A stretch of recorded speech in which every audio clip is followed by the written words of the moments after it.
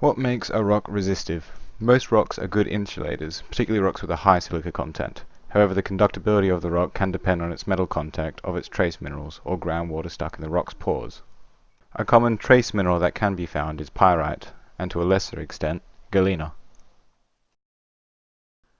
This porosity characteristic can be used in Archie's law, where knowing the porosity, water saturation, and the resistivity of the water in the pores yields the conductivity. Resistivity surveying determines the conductivity of a rock by flowing a current of electricity through the ground. This is used to define structures such as ore deposits, aquifers, contamination, and archaeology.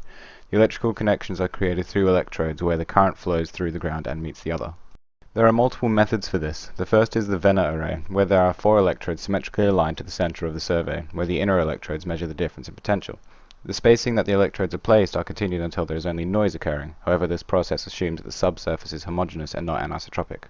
The next method is called the Schlumberger array. The 4 electrodes are placed in a line where A, B are current electrodes and M and N are potential difference of electrodes. The outer electrodes are moved equidistant from each other with each reading, while the inner electrodes remain in the same position.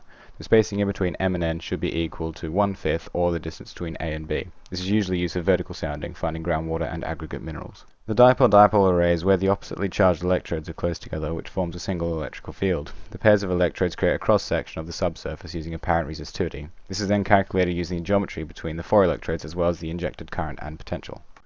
The pole-dipole array is where there is a single current electrode while increasing the distance between the voltage and current electrodes. The M and N pair form a single electrode field rather than 2 different ones.